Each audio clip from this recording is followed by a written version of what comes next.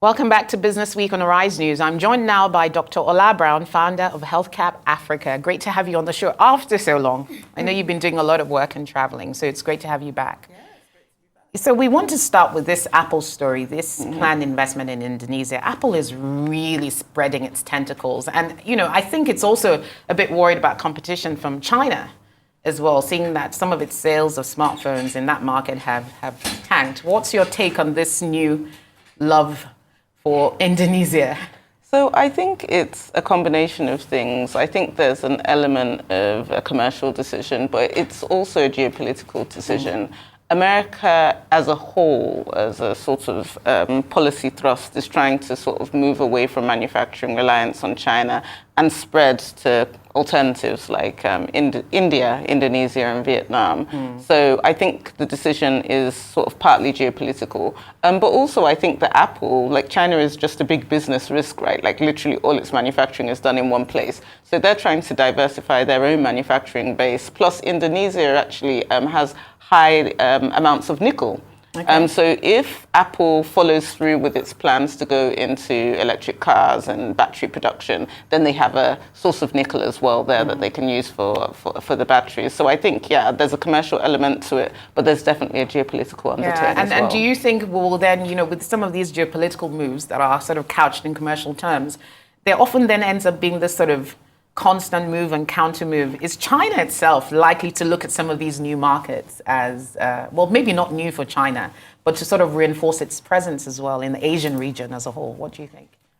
I think China will always put China first. Yeah. And I think they're very interested in keeping as much of that manufacturing in China as possible. Yeah, of course. And I see that Apple is also investing in a campus in Singapore, $250 million campus. But speaking of China, let's talk about the Chinese economy. What do you make of some of the figures coming out of the Chinese economies? Sometimes you get a sense that since COVID, it's never really fully recovered with the real estate woes. What's your take on the growth figures recently out of China? I wrote about it in my 2024 economic outlook, both on my blog and on my YouTube. And I said, the same thing, that the figures coming out of China are something that we have to keep an eye on. And it might look good now, but remember that there's a lag between actual economic activity and reported economic activity.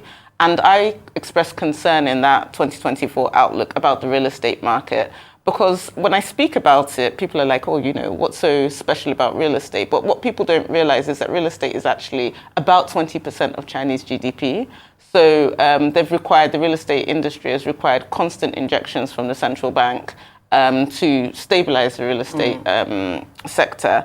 And I think that, I think there's some journey ahead to see stability in that sector and the overall economy. And how does that, affect Nigeria? Because we're talking about China, but it does, because China is one of the biggest investors in infrastructure in Africa. Yeah. So if there's a Chinese problem in the Chinese economy, then that has, blowback effects on Africa, because they will withdraw that funding and concentrate internally, leaving a deficit or a sort of hole in many African economies, actually. And it's hard to have any sort of commercial, global business conversation today without talking about China, even geopolitical. This move by the Biden administration to impose higher tariffs on steel, I think on some Chinese steel and aluminium. In fact, it wants to triple, the US government wants to triple those tariffs on steel and manufacturing. There's a bit of a political aspect because obviously elections are on the horizon. But what else may be going on here? I think that it's not just America. I think there's been a wave of sort of nationalism actually across the world. And I think people are pulling back from globalism. I think they call it anti-globalism and anti-free trade. But what's instructive about this particular situation is it's America doing it. So America is sort of, the major proponent of free trade and, low tariffs and, free markets. And that tells the world something loud and clear, and tells Nigeria something loud and clear. What does it tell Nigeria? Put your country first. Right. Okay. So, you mentioned American being the proponent of free trade, but it's still doing this. So there's a put your country first, but there's also the China aspect, which is a recurrent theme in American politics.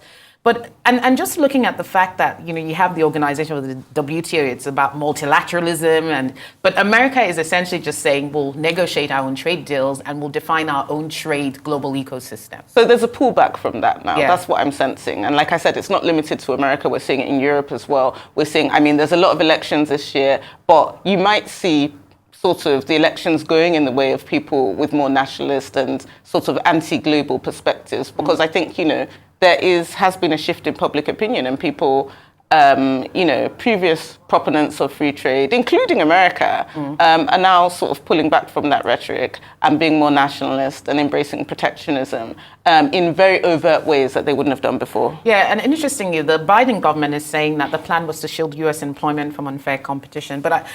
Of course, we know Donald Trump had a really tough stance against China. And I always say it's only China that can align the views of Biden and Trump in an election year. Very interesting. We'll see how that evolves as the election campaigning hits up. Now we want to come to Nigeria. We want to talk about what has been one of the big headlines of the week. Yemi Cardoso, our CBN governor, who I think is doing, reasonably well. I'd like to hear your thoughts on that, specifically on his whole policy ethos and stance, but also specifically on this statement that he's not using. He tried to set the record straight. I'd love to hear your thoughts, Ola. So the statement was that we are not defending the Naira. I think that was it. And that the decrease in foreign reserves wasn't because they were pursuing a policy direction of defending the Naira. It was quite a short clip of the World Bank spring meetings. But what I understand by that is actually what he said at the beginning and what he's been quite consistently saying since he came into the position, which is that the CBN, under him, will be focusing on a monetarist policy direction. So they will be, the orthodox central bank that doesn't intervene in the markets unless it's absolutely necessary. So they want to manage the exchange rate based on a willing seller, willing buyer approach, where they're not trying to fix the exchange rate at a particular point and depleting our foreign reserves in the process. Now, that doesn't mean that in extraordinary periods of volatility, they won't intervene, but it's not going to be sort of a standing policy going forward. That was my interpretation. I could be wrong, but like I said, it was a short clip. But I think that that's what he was trying to express, that they will intervene in sort of extreme circumstances where there's extreme volatility that's causing a knock-on effect on the country, but they're not going to go back to the fixed exchange rate with continuous intervention over a period of months to years. Yeah, and to be honest, that was my understanding, because at the end of that particular session, he did mention that except only in very unusual circumstances. But so we've set the record straight on that, and he has done, I think, a pretty good job of setting the record straight on that. Now, looking at the Naira and the whole issue of price discovery, we're at, I think, 1,100 now. We still have a lot more room for appreciation, given where we were, 60% drop last year. What is your outlook? I know you don't like to be drawn on specifics, but what would be your outlook for the Naira? My outlook is that nothing has really fundamentally changed in the underlying economy. So the reason why countries like China are actually able to keep their currency artificially low is because they're big exporters, right? So they have tons of dollars, so they can intervene on a regular basis, and they can actually pull the value of their currency down, like America has been accusing them of doing. But they have the forex to do that. Yeah. What's happened in Nigeria, I believe, is a demand-supply mismatch. We don't produce that much dollars. I mean, China does probably about 25% of the world's manufacturing. We do, I won't say the percentage of the world's manufacturing that Nigeria does, but it's small, right? And 90% of our forex comes from one source, oil and gas, which isn't particularly sort of at the optimal levels right now. So that produces a demand and supply mismatch where we want a lot of dollars, but we don't have the dollars. So the demand is greater than the supply. And we haven't fixed that fundamental problem. So I think that going forward, we will still perhaps maybe will stabilize, but I'm not looking at sort of a huge appreciation back to where we were. That's my own personal perspective. Anything can happen in economics. And like you said, this is why I don't like to always be drawn on specifics. But I do have an opinion that to approach more stability and to get that appreciation, there's a fundamental issue around getting more forex into the country and fixing that demand-supply mismatch. Yeah, and of course, export diversification has to be a big theme for But that's Nigeria. a long-term... But it's a long-term theme. So even the thing. comparison with China is a big manufacturer, but it also has quite a diversified export base. Finally, the IMF sees Nigeria's inflation down. I mean, that's music to our ears, given the last figures that came out from the NBS. What's your take? Do you broadly align with that prediction from the IMF?